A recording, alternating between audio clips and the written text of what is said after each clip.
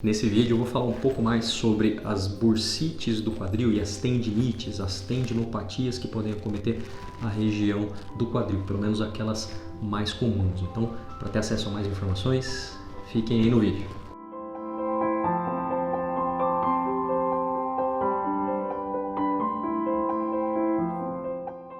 Antes da gente começar a falar sobre as bursites, as tendinites do quadril, vou pedir para você se inscrever aqui no canal, ativar as notificações, que sempre que tiver um novo conteúdo você vai ser informado, certo? Para a gente falar um pouco sobre as bursites, as tendinites do quadril, né, em um outro vídeo eu expliquei um pouco sobre o que são as bursas que estão ao redor do ombro, né? Então,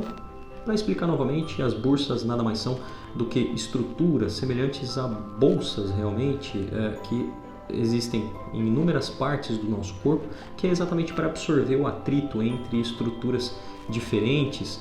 do nosso corpo. Então, no caso da bursite do quadril, eu vou mostrar um pouco no modelo anatômico o que são essas bursas, onde elas estão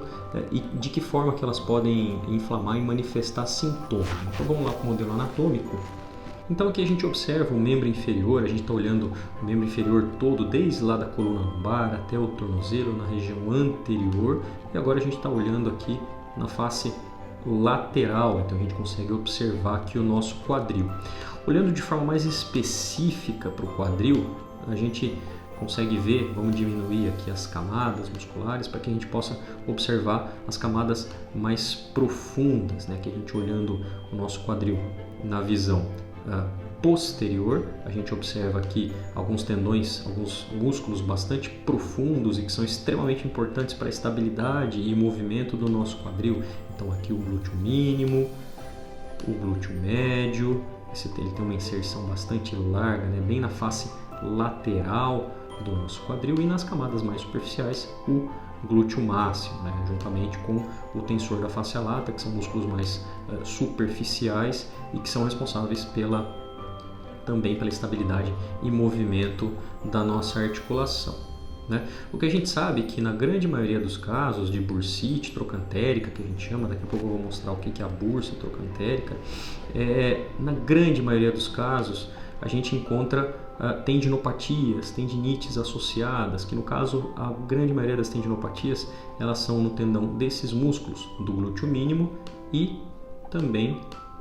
do glúteo médio, esse outro tendão. Então a gente olhando aqui na face lateral do nosso quadril, agora a gente vai olhar a parte da frente do nosso quadril, a gente percebe que esses músculos são bastante importantes para a estabilidade do quadril como um todo, mas principalmente dessa porção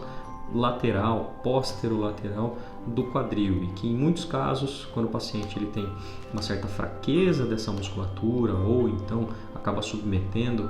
a articulação do quadril a uma demanda um pouco maior do que aquela que ele suporta, esses tendões podem inflamar e desenvolver a chamada tendinite, né? A nômina mudou de uns anos para cá, ela não é mais tendinite, a gente chama de tendinopatia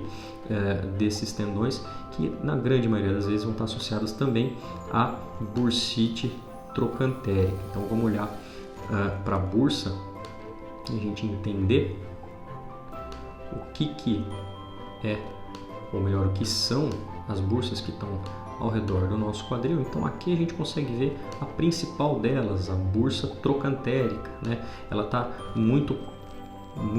próxima, na verdade, bem junta da inserção daqueles dois músculos, daqueles dois tendões que eu mostrei, né? Que é o tendão do glúteo mínimo e o tendão do glúteo médio. Então ela está lá exatamente para absorver esse atrito entre o movimento entre esses tendões e o osso, no caso aqui o fêmur, ou essa região que a gente chama de trocânter maior, que é onde esses músculos eles se inserem aqui no quadril. Então, muitas vezes essa bursa ela pode ficar inflamada por esse atrito excessivo entre os tendões e o trocânter, e no meio está lá a bursa trocantérica, e esse atrito excessivo leva a uma inflamação também conhecida como bursite, a famosa bursite. Então, a grande maioria dos casos de bursite e tendinopatias do quadril, elas vão ser tratadas com medicamentos para controle da dor, que o seu médico ortopedista, reumatologista, ele pode te indicar, mas o ponto mais importante é um tratamento de fisioterapia muito bem feito, onde, baseado no exame clínico, no exame funcional minucioso, para que a gente possa identificar déficits de força que estão relacionados ao surgimento dessa dor, a sobrecarga desses tendões, desequilíbrios de força, alterações de controle motor dessa articulação, a gente consegue entender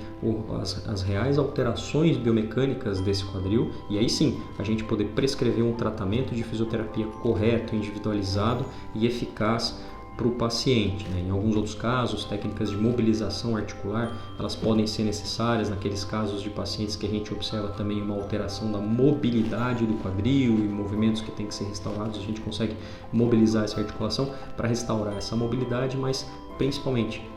gerar uma melhora da estrutura também desses tendões que ficam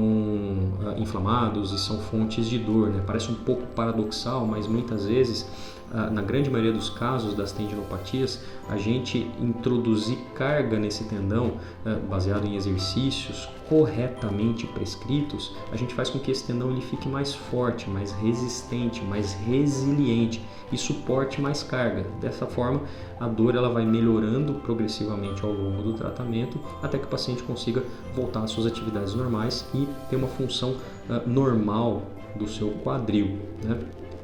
raríssimos casos que esse tendão ele acaba apresentando alguma ruptura, É muito pouco frequente esses tendões do quadril eles apresentarem rupturas diferentes dos tendões dos ombros, mas quando existem rupturas extensas desses tendões, glúteo médio, glúteo mínimo, por exemplo, que são os mais comumente acometidos, o tratamento cirúrgico ele pode ser uma opção. Por isso o ortopedista especialista ele tem que ter essa avaliação mais criteriosa junto com o paciente para poder saber se o tratamento cirúrgico ele é uma opção, certo? Qualquer dúvida, comentário, sugestão, pode deixar aqui nos comentários dos vídeos. Me sigam lá no Instagram e no Facebook, pode me enviar perguntas que eu estou à disposição para ajudar quem tiver dúvidas sobre as bursites e as tendinopatias do quadril, certo? Até a próxima!